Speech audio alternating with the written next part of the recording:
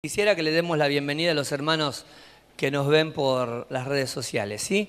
Un aplauso de bienvenida para los hermanos que nos ven a través de la televisión, los que nos escuchan en la radio, en diferentes horarios, y a los que nos ven en las redes sociales, bienvenidos al tiempo de la palabra. El pasaje que nosotros leemos nos muestra cuál es el propósito del libro de Apocalipsis.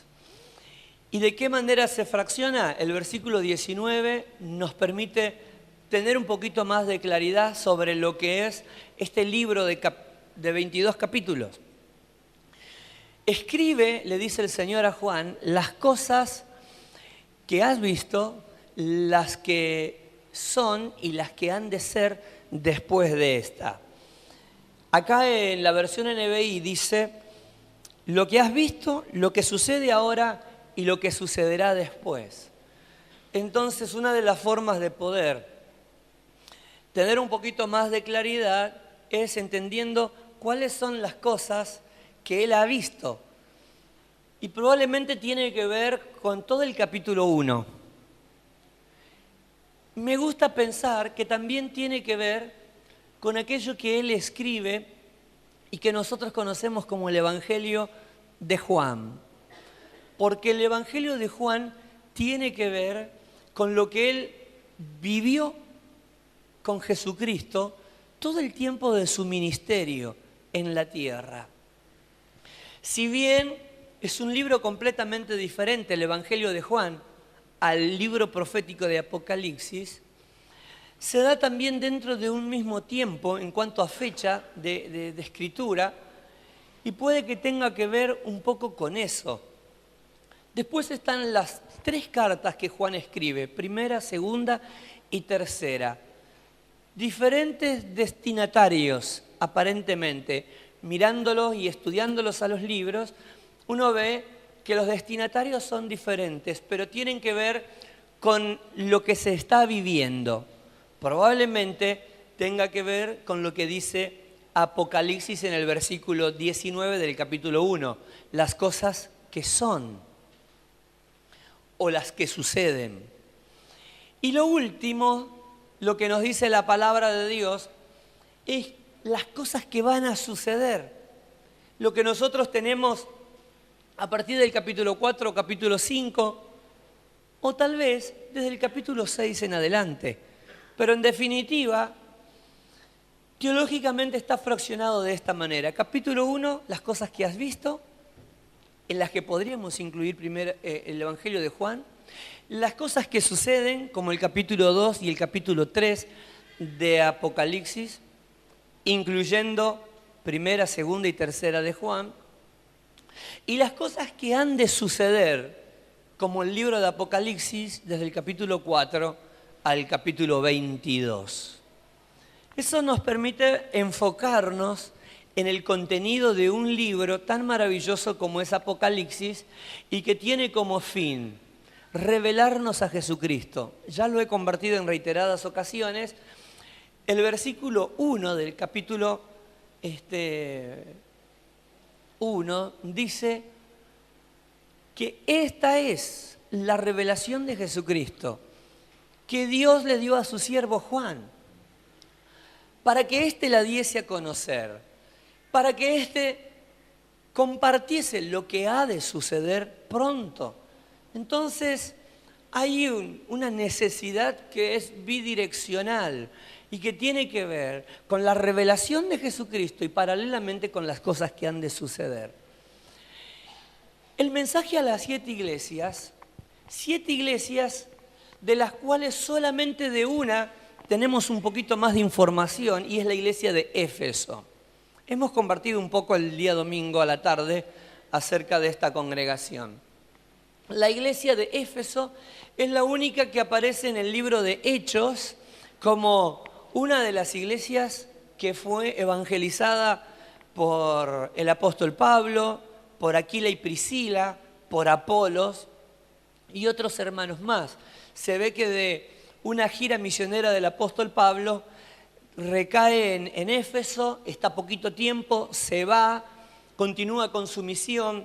luego vuelve y cuando llega, después de su último viaje misionero, se establece por 3 años. Lo que sucede en esos 3 años es tremendo, porque cuando el apóstol Pablo está en el auge del desarrollo de su ministerio, dice la palabra de Dios que todos los que practicaban brujería y hechicería se convirtieron al Señor. Se convirtieron a Dios de tal forma que todos los que practicaban el ocultismo trajeron los libros de hechicería. Dice la Biblia que el peso de los siclos de plata en los cuales estaban valuados los libros era una suma importantísima, impresionante de dinero, que equivalía al equivalente de casi 140 años de trabajo. El equivalente de lo que se quemó en libros de brujería era casi 140 años de trabajo, 137 años de trabajo aproximadamente. Imagínense, haciendo una similitud con la plata en el día de hoy o con el jornal de cada día de trabajo, si hablamos de jornal, hablando acerca de lo que correspondería a un día de trabajo para un empleado, el equivalente era a casi 40 millones de pesos. La ciudad fue sacudida por un avivamiento extraordinario. Fue muchísima la gente que se convirtió al Señor. Pero la conversión de esos brujos se ve en el momento en el que están determinados a despojarse de su vieja vida. Cualquiera puede ir a una iglesia evangélica, cualquiera puede denominarse evangélico pentecostal, pero el que no ha dejado la vieja vida no ha nacido de nuevo. Todos pueden decir, yo he nacido de nuevo, pero si no dejaste tu vieja vida, no naciste de nuevo. Presten atención, mis hermanos. Cualquiera puede cantar acá o predicar acá, o en cualquier altar, o en cualquier plataforma. Cualquiera puede llenar una iglesia evangélica, pero no todos los que se profesan cristianos han nacido de nuevo. Y una de las realidades del nacido de nuevo es que su vieja vida ha quedado sepultada con Cristo. Si no ha dejado el pasado atrás, no ha nacido de nuevo. Ese es un mensaje en sí mismo. La iglesia de Éfeso dejó lo que lo arraigaba al mundo de las tinieblas y a Satanás, y lo que le proporcionaba dividendos económicos. Decidieron dejar todo, aunque se quedasen empobrecidos, por no seguir practicando su profesión. Pero se convirtieron a Cristo. Digan conmigo, el que se convierte a Jesús renuncia a su vieja vida, a sus viejos amores. De eso se trata el Evangelio. Este es un lugar terapéutico, y cualquier lugar donde se reúnen 2 o 3 en el nombre del Señor para alabarle al Señor en espíritu y en verdad, y vivir para el Señor en espíritu y en verdad, es casa de Dios y es puerta del cielo. Es casa de Dios y es puerta del cielo. ¿Cuántos dan gloria a Dios? ¿Cuántos dan gloria a Dios? Y quien forma parte de ese lugar tiene que saber que una de las señales de su conversión es que ha muerto y vive una nueva vida. Porque cualquiera puede ser parte de ese ámbito grupal, familiar, congregacional, pero los que realmente son los que han dejado el pasado atrás. Es el desafío de la iglesia. Digan conmigo, o somos o no somos. ¿Somos o no somos? ¿Estamos o no estamos? ¿Estamos o no estamos? Eso es el Evangelio. Y no acomodo la Biblia en lo que me conviene. Cualquiera puede transmitir Facebook Live, en YouTube, en radio, en televisión o en donde sea. Pero si toma la Biblia como le conviene, a nosotros nos puede engañar. Yo los puedo engañar a ustedes, pero a Dios no.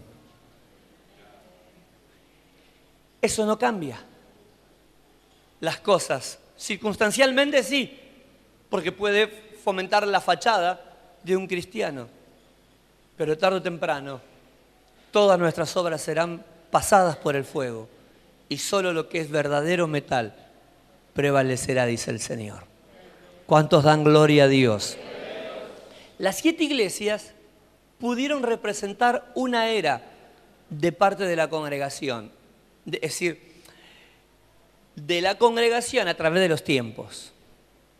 Si nosotros pensamos que las 7 iglesias representaron el estado de la iglesia de Jesucristo a través de los años, desde año 0, que comienza la iglesia, o año 1, hasta el año actual, o hasta la venida de Cristo, ya entonces no estaría dentro de las cosas que son.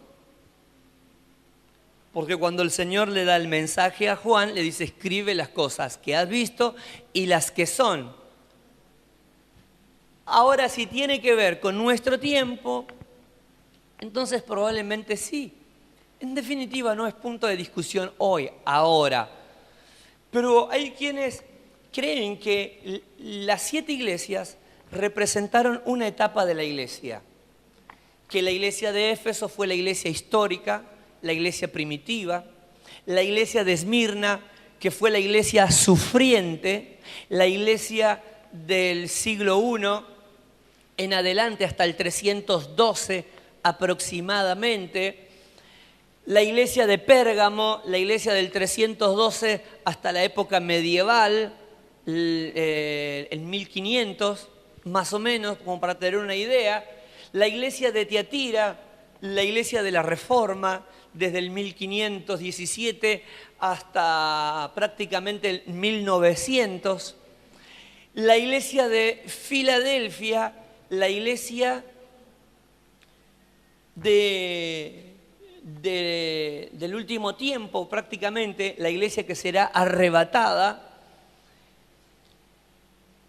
y luego la iglesia de la Odisea, la iglesia de nuestra era, la iglesia apóstata. A mí me gusta más pensar de que esta es la época de la iglesia de Filadelfia y la iglesia de la Odisea, donde interactúan las dos iglesias, la iglesia de Filadelfia y la iglesia de la Odisea. Es lo que a mí, en lo personal, me agrada pensar.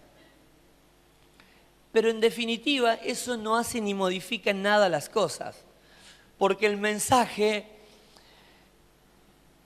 de acuerdo a lo que Juan recibe, seguramente era el estado espiritual de la iglesia. La iglesia de Sardis era las congregaciones de Sardis. La iglesia de Esmirna tenían que ver con las congregaciones que había en esa ciudad. Y así sucesivamente. Pero hay similitudes y hay algunas cosas que llaman la atención de esta carta. Por eso quería que meditemos en ella. Cuando nosotros vemos que, por ejemplo, leemos el mensaje de la iglesia de Éfeso, que por ahí es el mensaje más predicado, el mensaje de Éfeso, el mensaje a la iglesia de la Odisea y el mensaje a la iglesia de Filadelfia, por ahí son uno de los más predicados. Nosotros vamos a ir viendo algunas cuestiones que nos van a llamar la atención. Todas las cartas, las 7, comienzan con una declaración en la que todas ellas son una proclamación de la divinidad de nuestro Salvador.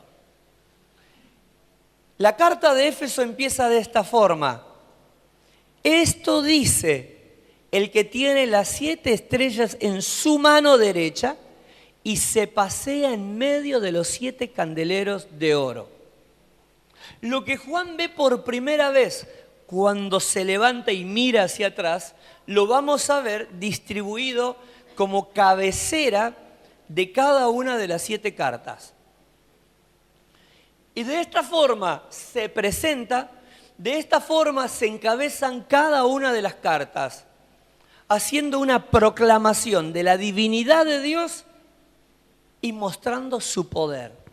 Yo soy el que tiene las 7 estrellas en sus manos y se pasea en medio de sus iglesias. Aunque su iglesia esté ferviente, Él está en medio de ellas, por ende. Pero aunque su iglesia esté fría y despreocupada por agradar a su Señor, Él se pasea en medio de ella igualmente. ¿Cuántos dan gloria a Dios? Vieron que muchas veces uno dice, acá no está Dios. Estás frío. O tal vez no percibas la gloria del Señor como se percibe en otros momentos o en otro lugar. Pero eso no significa que Dios no está. Aunque no se mueva una pluma en la iglesia, Dios está presente en medio de ellas. Porque la iglesia, aún estando vacía o fría, sigue siendo la iglesia del Señor. Muchas veces uno dice, ¿para qué voy a cantar si no siento nada? Está re frío los músicos. No hay presencia de Dios en este lugar. Alabe a Dios igual, cante igual, adore igual, exalte igual al Señor, dele gloria al Señor, reciba con gozo lo que Dios está haciendo, porque Dios está en medio de su iglesia. Porque no es la iglesia de Arturito, es la iglesia de Cristo. Levante esa mano y dele gloria a Dios, si usted está de acuerdo. Levante esa mano y dele gloria a Dios. Dele gloria a Dios. Y a su nombre. Y a su nombre. Miren, siempre decimos, hoy no estuvo así, yo estuve así, porque Dios estaba. Dios estaba. Por ahí el músico no estuvo ungido, o el predicador no estuvo ungido, o algo no estuvo ungido, pero Dios estaba, hermano. ¿Cuántos dan gloria a Dios? La divinidad de Dios, la autoridad de Dios, el poder de Dios en el encabezado de esta carta como una proclamación. Esto dice el que tiene a los pastores en sus manos, a los mensajeros en sus manos derecha, y se pasea en medio de su iglesia. La segunda, escribe al ángel de la iglesia de Esmirna. Esto dice el primero y el último, el que murió y volvió a vivir. Es el mensaje a la iglesia sufriente. Es el mensaje a la iglesia sufrida, la iglesia de Esmirna. ¿Cómo se presenta el Señor? Como el que estuvo muerto, pero que ahora vive. Una demostración de poder. La divinidad de nuestro Señor, que si bien en cuerpo de carne y hueso murió, Dios nunca murió. Y se levantó de entre los muertos de forma triunfante. Y su poder sigue vigente porque Él no ha cambiado. Él es el mismo ayer, hoy y por todos los siglos. Es un mensaje para la iglesia de Esmirna, para la iglesia sufrida, para la iglesia que está pasando situaciones difíciles. El que estuvo muerto, pero ahora vive. Tiene poder para sostenerte en la debilidad. Tiene poder para darte fuerza en la aflicción. ¿Cuántos dan gloria a Dios? Porque yo soy el primero y el último. Aleluya. Un mensaje para la iglesia en situación crítica. Verso 12. Esto dice el que tiene la aguda espada de dos filos. Esto dice el que tiene la aguda espada de dos filos. Y este mensaje es tremendo, esta palabra es preciosa, porque ¿dónde tiene la espada aguda de dos filos? Dice la palabra de Dios, en su boca. En su boca. Hay que entenderlo en forma figurada. Juan se da vuelta y cuando ve al Señor, ve que de su boca salía como una espada aguda de dos filos. Es decir, de doble filo, no como el cuchillo, no como el machete o como esas espadas que usaban los vikingos que tenían un solo filo, sino como una espada de doble filo, que por donde penetre puede hacer daño, puede destruir los órganos vitales de una persona y destruirla. El que tiene en su boca la espada aguda de dos filos, dice esto. Y fíjense que a esta iglesia no le da otro detalle. Entonces, si tiene la espada aguda en su mano, el mensaje es muy sencillo. No se me cae el pantalón. Pero es como cuando, vamos, vení, pasa. Mirá qué tengo. ¿Se acuerdan de eso? Hay unos flyers que dan vuelta por ahí que dice, mi mamá, mi mejor psicóloga. Enseguida te sacaban las mañitas, las ñañitas, ¿no? Una chancleta, una varita de paraíso de álamo, un cinto y suficiente. Vení, vamos, ¿no? Y vos no querías pasar, ¿no? Salía alguien afuera o salía la abuela, chicos vengan, que la mami está con el cinto, papá está con el cinto. Cuando te daban ese mensaje, era como que era un mensaje de las Naciones Unidas, ¿no? Hay guerra. El mensaje a la iglesia de Pérgamo es ese. El que tiene la espada aguda, dice esto. Se dará cuenta cómo viene el mensaje. ¿Quién es el que tiene la autoridad y cómo está la situación de la iglesia? El mensaje a la iglesia de Tiatira comienza con este encabezado. Esto dice, el Hijo de Dios. Una realidad, la divinidad de Cristo.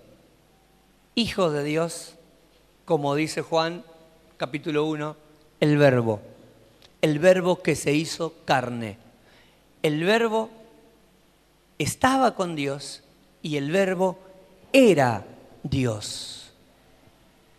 Y nosotros vimos su gloria, parafraseando un poquito todo el relato de los primeros versículos del capítulo 1 de Juan, gloria como la que solo puede proyectar el Hijo de Dios. El que tiene ojos que resplandecen como llamas de fuego y pies que parecen al bronce, al rojo vivo. El Hijo de Dios, quien tiene la autoridad de Dios, pero que tiene ojos como llamas de fuego. También es una palabra figurada o una revelación figurada, porque en el mismo capítulo 1, en los primeros versículos, Juan habla de los 7 ojos de Dios, aquel que tiene los 7 espíritus. Más adelante se habla de los 7 ojos de Dios, como también ojos como llama de fuego. ¿A qué se refiere específicamente? ¿Tiene Dios 7 espíritus? ¿Tiene Dios 7 ojos? ¿Tiene Dios ojos como llama de fuego?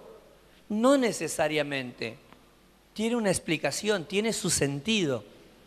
Digan conmigo, tiene un conocimiento perfecto de todas las cosas. Por eso decíamos recién, yo a mi esposa puedo engañarle, mi esposa puede engañarme a mí. Nosotros podemos engañarnos los unos a los otros. pero a Dios no.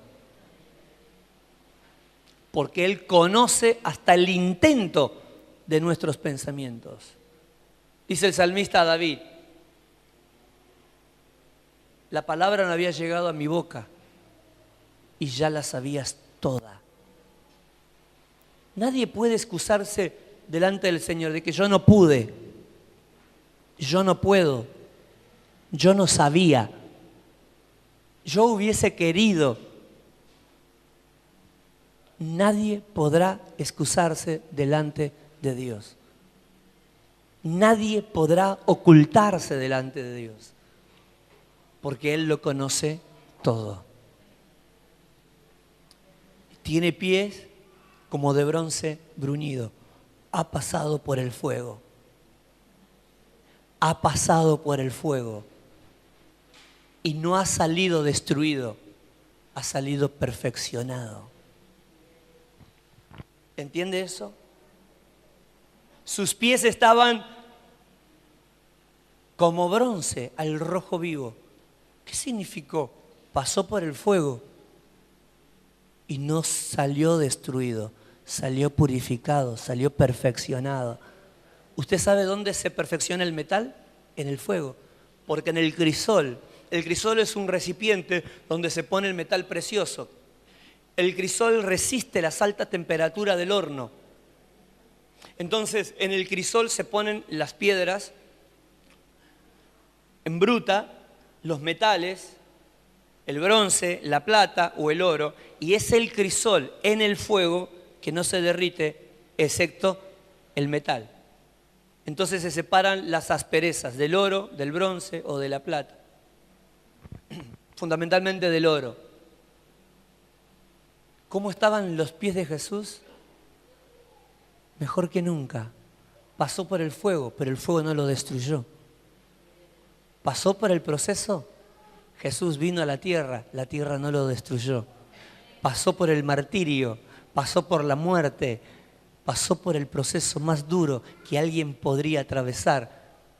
Y nada de eso lo destruyó, salió perfeccionado, porque dice la Biblia, fue obediente hasta la muerte y muerte de cruz, por eso su Padre lo puso en alto, dándole un nombre que es sobre todo nombre, para que delante de él toda rodilla se doble y toda lengua confiese que Jesucristo es el Señor, para la gloria de Dios, el Padre. ¡Gloria a Dios! ¿Cuántos dan gloria a Dios? Si Jesús pasó por el fuego y salió victorioso, nosotros, cuando entramos al proceso, no entramos para ser destruidos. Mirá el que está a tu lado y decirle, no te vas a morir. O dígale, tal vez sí. Pero de esto esté seguro, dígale, no te vas a perder. Porque el fuego del proceso es difícil para todos. Todos hemos pasado, pasamos y pasaremos. No tiene como fin destruirnos, tiene como fin perfeccionarnos. Lo que no aprendemos como buenos alumnos, lo aprenderemos en dirección, parado en el rincón, al lado de la directora. Si lo que no aprendemos como buenos alumnos, lo vamos a aprender en el proceso. Lo que no aprendemos como buenos estudiantes, lo vamos a aprender en el proceso. Y el proceso no viene a destruirte, viene a perfeccionarte. El Señor le está diciendo a la iglesia, el que pasó por el fuego y salió perfeccionado, te escribe. Le está diciendo, el proceso no te puede destruir. La prueba no te puede destruir. La adversidad no te va a destruir. Si yo pasé, vos pasarás. Si yo he pasado, ustedes pasarán. Si yo he vencido, ustedes vencerán. No se queden. Qué mejor presentación que esa, ¿no?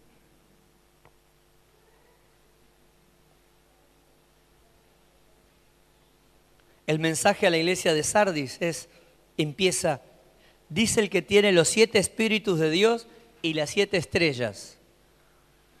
El que tiene los 7 espíritus, su presencia lo llena todo, y que tiene a los líderes en sus manos. Todo el mundo quiere ser líder, todos quieren ser jefecito, todo el mundo quiere mandar. Estamos en una etapa en la historia de la iglesia que todos quieren ser líder. Y si no me ponen como líder, me voy y me abro una iglesia y ya soy líder, ya soy pastor. Todo el mundo quiere mandar, quiere dirigir, quiere gobernar, quiere... No se olvide, no nos olvidemos que estamos en la mano derecha de Dios. Parte de su mano útil, pero también puede hacer esto el Señor. Dígale que está a su lado, guarda, estás protegido, pero mirá que aprieta, ¿Cuántos dan gloria a Dios? Nadie quiere perfeccionarse en el espíritu de un buen siervo. Todos nos queremos perfeccionar en el espíritu de un buen líder. Y la iglesia de Jesucristo nunca tuvo líderes. La palabra líderes significa jefe. La iglesia de Cristo nunca tuvo jefes. La palabra dice que la iglesia siempre tuvo ancianos. Pastores de forma conceptual.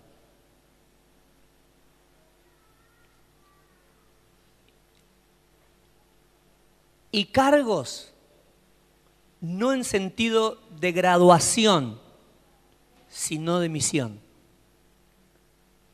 Los cargos o los títulos no son títulos honoríficos o metas de graduación. ¿Y vos? Yo ya soy pastor, yo ya alquilé un local y yo estoy pastoreando. ¿Y vos de qué? Vos te vas a seguir tocando la batería. Qué bárbaro. Los ministerios de la iglesia no son títulos honoríficos, son misiones. Así comenzó la iglesia, dice Pablo, con apóstoles, con evangelistas, con profetas, pastores y maestros. Digan conmigo, el título de pastor no es título de graduación, es misión.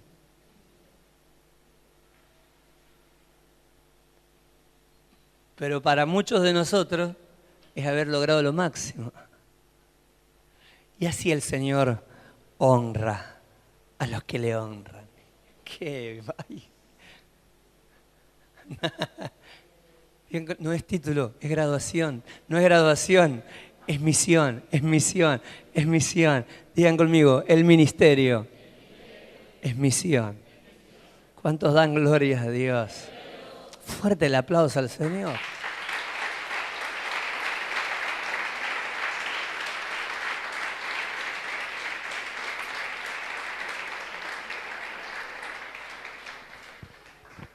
El que tiene los 7 espíritus, todo lo conoce.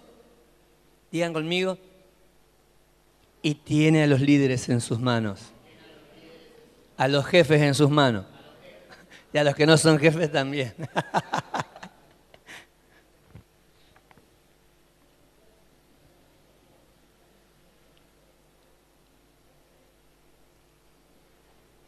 Mensaje a la iglesia de Filadelfia. Esto dice el santo, el verdadero, el que tiene la llave de David, el que abre y nadie puede cerrar, el que cierra y nadie puede abrir. ¿Se imagina qué le está diciendo el Señor a la iglesia de Filadelfia? La iglesia de Filadelfia era una iglesia que estaba atravesando situaciones muy difíciles.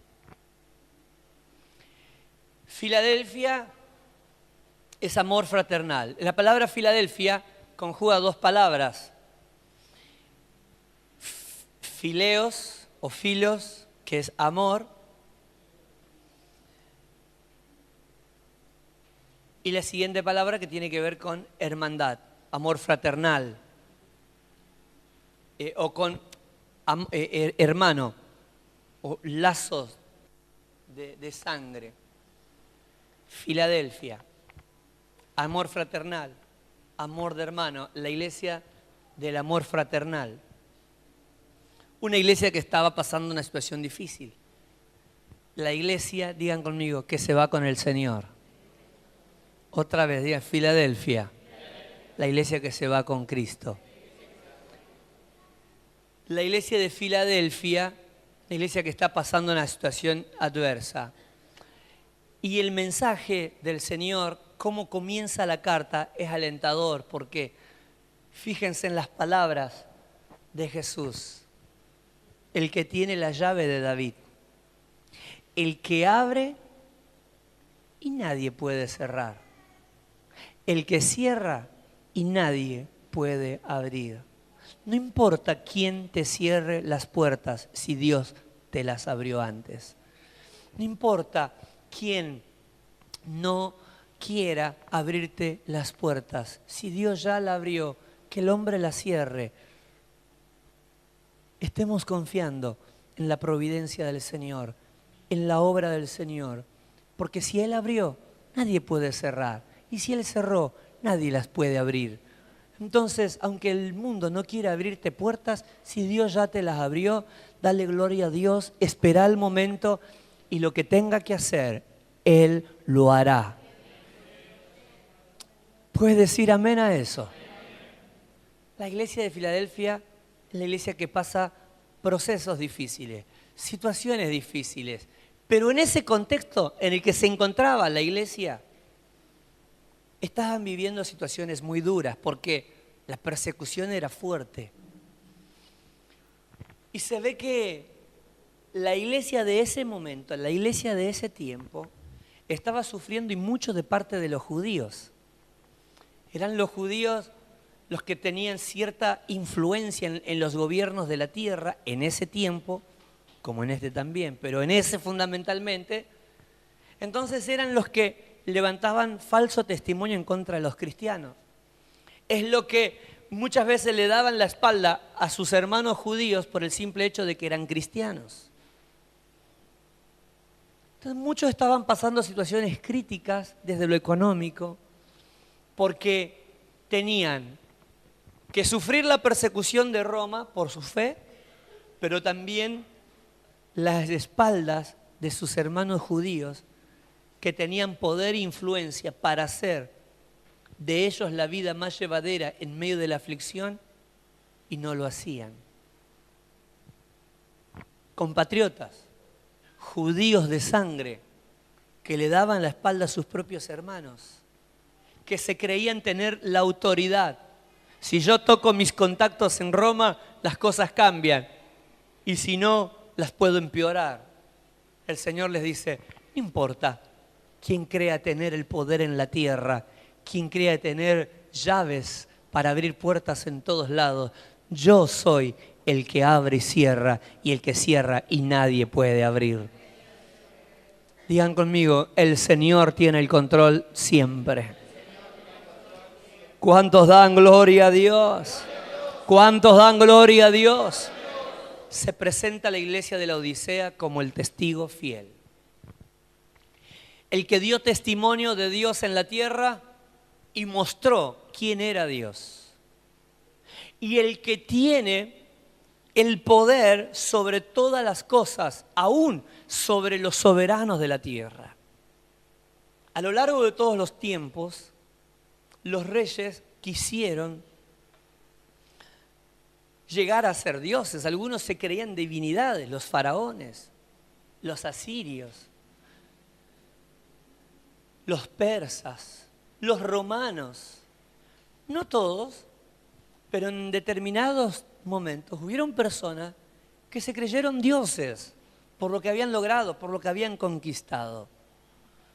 Y muchos han hecho cosas terribles. De acuerdo a la historia, nosotros sabemos que muchos reyes, muchos revolucionarios, han hecho lo que quisieron en el tiempo que pudieron gobernar, que Dios les permitió ejercer dominio y poder.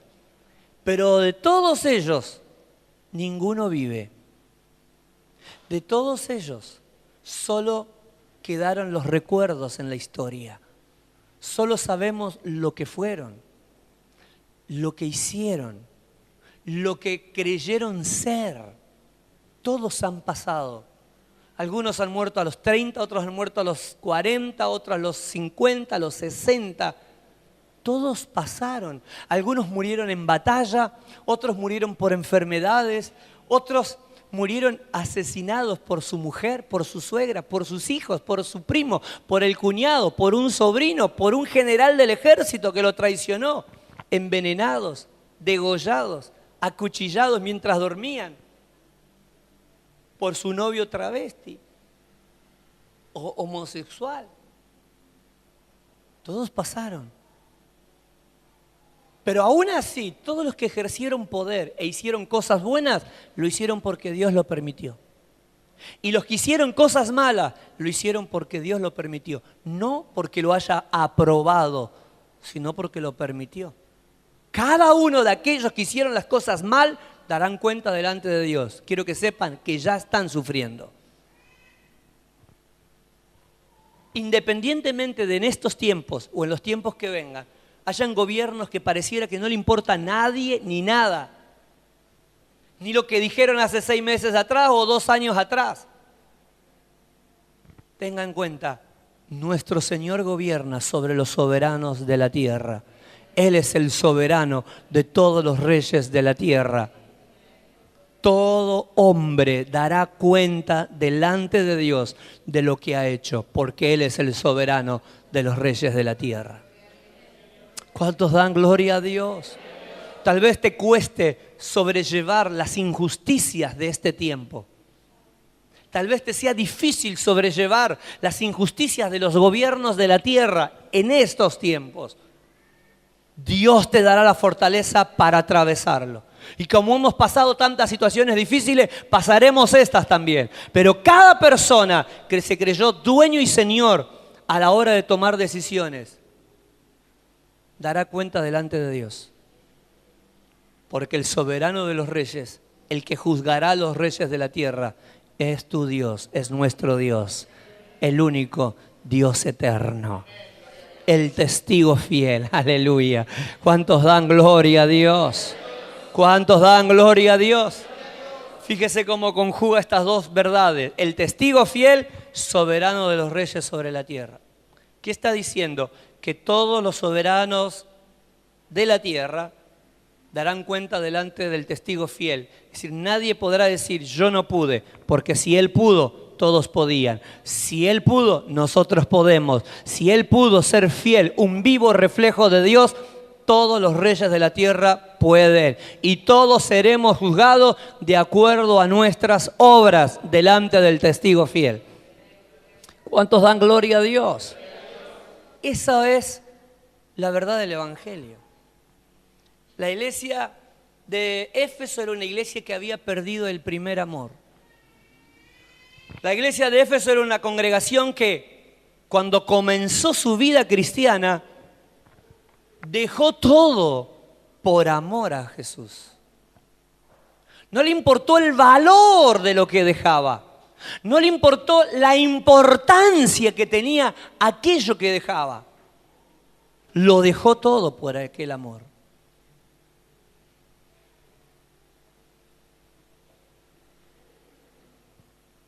Ellos eran politeístas. Ellos tenían diferentes amores.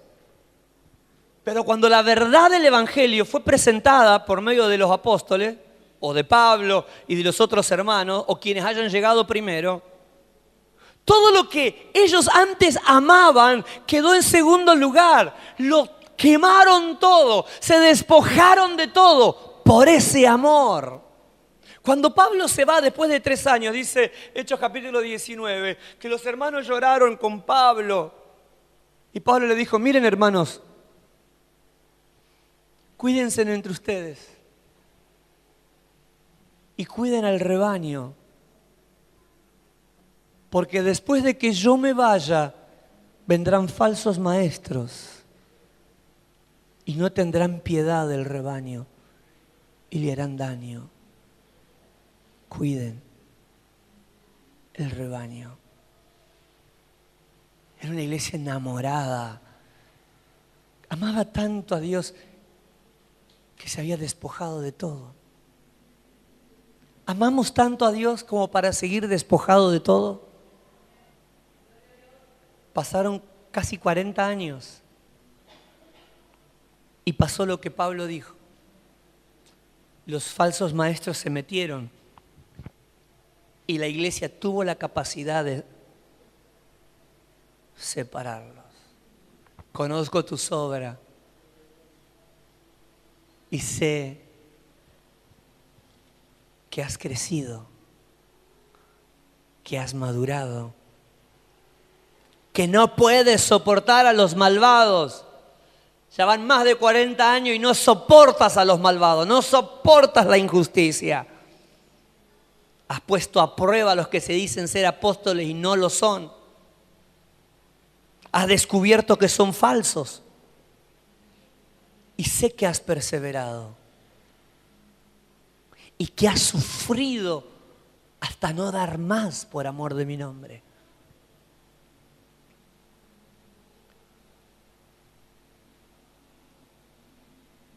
Que aborreces las prácticas de los nicolaitas, las cuales yo también aborrezco. Pero tengo algo contra ti. Has perdido tu primer amor. Yo ya no soy el primero.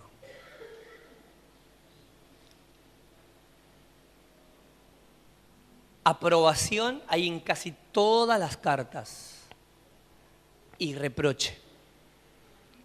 Valoración. Digan conmigo, Dios sabe valorar lo bueno que hicimos y lo que estamos haciendo. Y cuando viene el reproche, no viene desmereciendo lo bueno que hiciste o ignorando lo bueno que hacemos. Viene como parte del reclamo para perfeccionar lo que todavía no se ha modificado. O a aquello que ha cambiado en el transcurso del tiempo. Porque yo conozco tus obras. Y yo sé que estás sufriendo por mi causa. Tu doctrina es buena. Porque mucha gente tiene buena doctrina. Inclusive nosotros podemos tener buena doctrina. Pero podemos tener buena doctrina, enseñar esa buena doctrina. Ostentar que tenemos una buena doctrina. Y estar sufriendo por causa de esa doctrina. Y estar sirviendo hasta no dar más. Todos los días de la semana por esa fe que tenemos. Pero puede que hayamos perdido el primer amor. El mensaje a la iglesia de Éfeso es: perdiste tu primer amor. Entonces la advertencia es: recuerda de dónde has caído, arrepiéntete y vuelve a practicar las obras que hacías al principio. Si no te arrepientes, iré y quitaré de su lugar el candelabro. Digan conmigo, es tiempo de volver al primer amor. Estás sufriendo por el Señor, gloria a Dios. Estás sirviendo al Señor hasta más no poder, gloria a Dios. Pero que no se modifiquen las prioridades. Que no sea más importante lo que haces que aquel para quien lo haces. Amén. Que no sea más importante lo que hacemos o creemos que somos que aquel que es, era y que ha de ser por siempre. ¿Cuántos dan gloria a Dios? ¿Cuántos dan gloria a Dios? La iglesia de Esmirna es la iglesia sufrida. Es la única que no tiene reproches. Es la iglesia que padece sufrimiento. Dice el Señor, yo conozco tus obras y tu pobreza, sin embargo eres rico. Y sé cómo te calumnian los que se dicen ser judíos, pero que en realidad no son más que una sinagoga de Satanás. No tengas miedo de lo que estás por sufrir. Te advierto que algunos el diablo meterá en la cárcel para ponerlos a prueba y sufrirán persecución durante 10 días. Sé fiel hasta la muerte y yo te daré la corona de la vida. La iglesia de Éfeso es una iglesia que está por pasar, de Esmirna, una iglesia que está pasando situaciones difíciles y vienen situaciones más duras, pero el Señor le dice, sé fiel hasta la muerte, porque al fin yo te daré la corona de la vida eterna. Esta es una iglesia sufrida, es una iglesia que está pasando situaciones duras y que vendrán situaciones más difíciles todavía, pero el Señor está con ella. Yo no puedo asegurarle que vendrán tiempos mejores. Por eso no comparto esos flyers que dicen lo mejor está por venir, porque yo no sé lo que está por venir. No, pero en fe dígalo, no, yo no puedo decir. Yo sé que lo que viene está en las manos de Dios. No sé si es mejor o peor, sé que será necesario. Sé que será necesario. No sé si es mejor o peor, pero sé que será lo necesario. Digan conmigo, lo que vendrá será lo necesario, lo que tenga que venir. Ahora, si es mejor o peor, no lo sabemos. Pero lo que sí sabemos es que mañana Dios estará con nosotros. Si vivimos dentro de 10 años, Él estará con nosotros siempre. ¿Cuántos dan gloria a Dios? ¿Cuántos dan gloria a Dios? ¿Cuántos dan gloria a Dios? Y a su nombre, y a su nombre, y a su nombre. Gloria a Dios. Esa es la verdad. No sé si será mejor, hermano, pero será necesario. Será lo que tenga que venir, pero el Señor estará con nosotros. ¿Cuántos dan gloria a Dios? Y a su nombre, y a su nombre.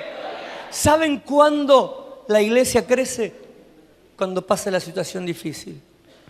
Vuelvo a la pregunta del principio. ¿Qué necesitamos para estar contentos y servir mejor al Señor? Dijimos que nuestra forma de pensar es estar mejor que ahora. Económicamente, de salud. Y yo necesito sanarme la cervical, necesito terminar mi casa y una piletita al fondo cambiaría un poquito las cosas porque me voy del culto.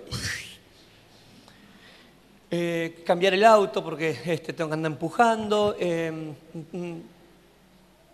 Siempre pensamos que lo que favorecería nuestro crecimiento y nuestro desarrollo sería el bienestar. Esta iglesia demuestra que la iglesia que no recibe reproches es la iglesia sufrida.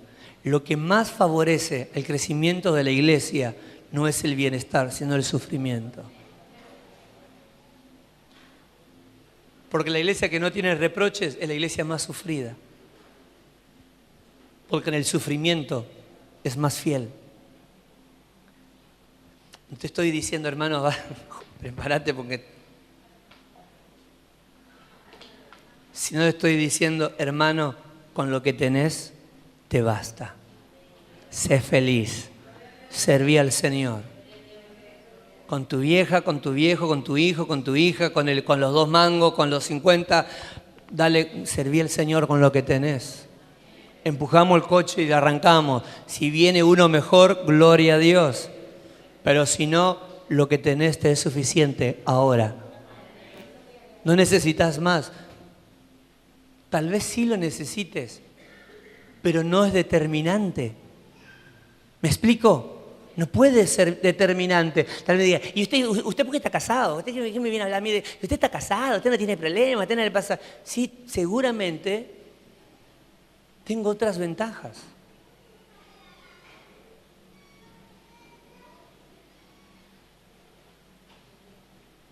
Pero digan conmigo, la soltería, la viudez no puede ser impedimento.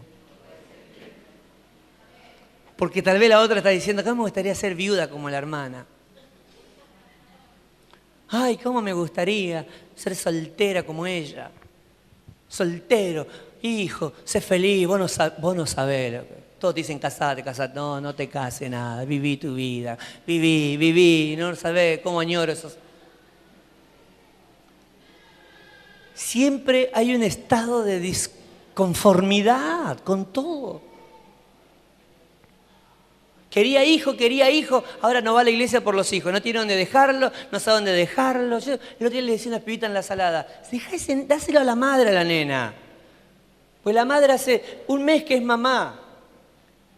Y andaba todo el tiempo con niños ajenos. Ahora tiene su hijo y el hijo anda de mano en mano. Agarre su hijo, caramba, y déjese de embromar.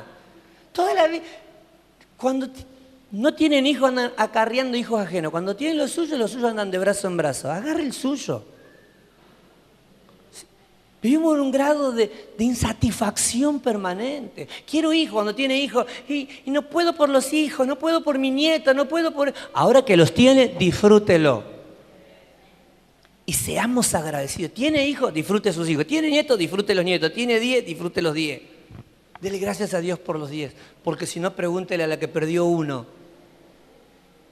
A veces la pérdida de ese no la pueden llenar los otros 9. Nada puede ser impedimento para que sirvamos con alegría. Lo que la iglesia vivió fue terrible, hermanos. Y fue la mejor iglesia. Porque era la iglesia sufrida. Usted no está sufriendo ni yo. Y para nosotros es una vergüenza hablar de ellos. Porque nosotros no sufrimos lo que ellos sufrían. Y era la mejor iglesia. Entonces, con lo que tengo, yo puedo servir al Señor con alegría.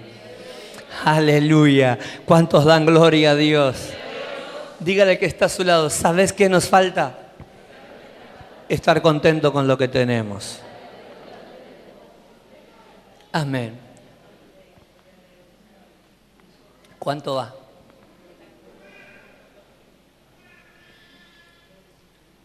Digan conmigo, lo que nos falta es estar contentos con lo que tenemos. Tal vez el año que viene cambies el auto, cambies la casa, mejore un montón de cosas, hermano. Pero no esperes a eso para arrancar. No espere a eso para arrancar. No espere a eso. No espere a eso. Ya dale gracias a Dios. Ya serví al Señor con alegría. Ya dale gloria a Dios. Ya alabale al Señor. Porque tal vez no tengas tiempo para aquello que estás esperando. Pues a veces cuando digo, y cuando se dé, y cuando se dé, y cuando se dé, y cuando eso se dé, capaz que vos ya no vivas. O capaz que ya tu viejito no esté. O tu hija ya no esté. Entonces ahora es el momento. La iglesia de Pérgamo muestra cuál es el declive. ¿Sabe cuál es el paso previo a la caída? Porque la iglesia de Tiatira es la iglesia pecaminosa, la que cae. Pero ¿sabe cuál es el paso previo a la caída? Digan conmigo, la tolerancia. ¿Vieron que? Qué barro, ¿no? Esto puede ser controversial. Es que son intolerantes los evangélicos. Somos demasiado tolerantes y a veces pecamos de tolerantes. El pecado de la iglesia de Pérgamo es que fue una iglesia tolerante con el pecado. ¿Eres fiel a mi nombre? ¿No negaste tu fe? Ni siquiera en los días de persecución. No obstante, toleras. No obstante, toleras. Y el detalle de la iglesia de Pérgamo es terrible. A los que se aferran a la doctrina de Balaán, el que enseñó a Balac a poner tropiezo a los israelitas, incitándoles a comer alimentos sacrificados a los ídolos y a cometer inmoralidades sexuales, toleras asimismo a los que sostienen la doctrina de los nicolaitas. Por lo tanto, arrepiéntete, de otra manera iré pronto a ti para pelear contra ellos con la espada que sale de mi boca.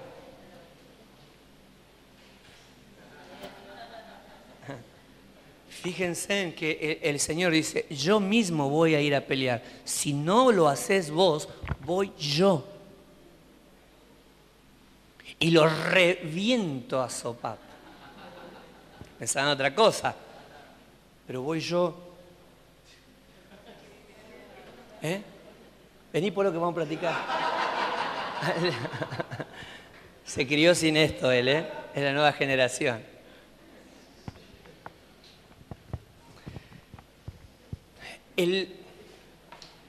Lo que pone a Dios en esta posición amenazante y desafiante es que la Iglesia ha sido tolerante. La tolerancia de la Iglesia, el silencio de la Iglesia, el minimizar las cosas, la gravedad de ciertas conductas, de ciertos comportamientos, de cierta vida de la Iglesia, la pone a la Iglesia en una posición de juicio delante del Señor. Para que nosotros pensemos en lo personal y podamos hacer la aplicación para hoy, para nuestra vida en Cristo, para cerrar este año 2018, tengamos en cuenta en primera persona qué empecé a tolerar en mi vida y en mi casa que ofende a Dios. No piensen que lo lastima a Dios, piensen que lo ofende. Porque lo que te ofende después te enoja.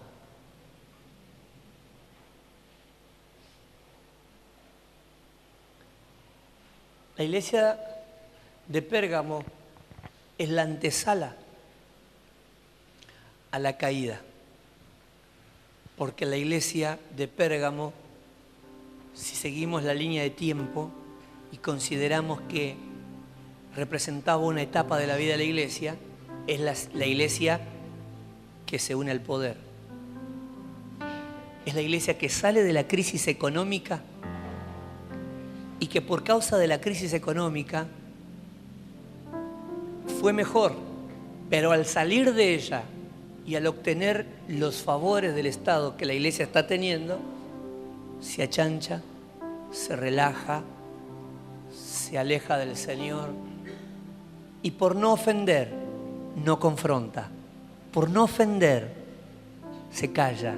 Por no decir la verdad, termina aceptándola a la mentira, a la inmoralidad. Y esta misma la destruye. A veces somos tolerantes con cosas en nuestra casa, en nuestro matrimonio, en nuestra familia, en nuestra vida personal. Y lo que hoy yo termino tolerando, lo tolero porque lo veo inofensivo. Porque lo veo incapaz de destruirme. Porque creo que, no, yo lo puedo manejar. Yo sé cómo manejar esto. Yo sé hasta dónde puedo, pastor. Confía en mí. Yo no soy tonto. Yo ya soy grande. Yo sé hasta dónde puedo. Yo conozco mis límites. Yo sé hasta dónde. Y así es con todo.